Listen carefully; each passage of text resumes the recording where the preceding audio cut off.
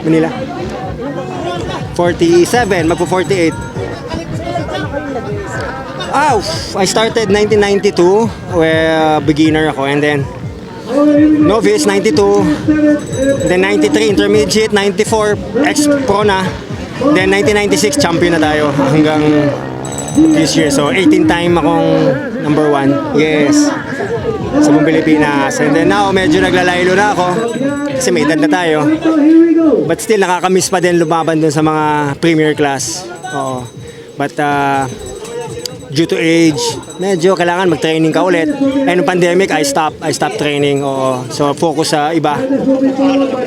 And now it's going to be back, and hindi rin ako annually there's Congressman JB Bernos motocross race, and then last year wala due to pandemic. Now ulit, kaya kailangan sumuporta tayo.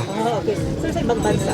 Yes, nag number 1 ako sa Asia noong 2003, and then I joined the World Championship also when I was young. But now no, I just coach, and then yung anak ko, but unfortunately he's not here, he's in the pro class din.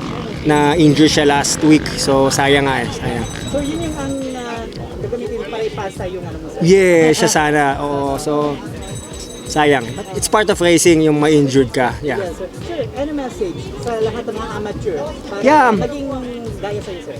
Yeah, as always say, no, na keep on dreaming. I was just a fans like him na nanonood lang ng motocross. I was into biking, and then when I was given a chance, talagang pinaghirapan ko talaga to be what I am. So when opportunity comes, para sa akin there's no second opportunity, grab the first. So I trained really hard, and with the God's good, he's good, he gave me 18 championships. Yeah. Okay, congratulations. Thank you.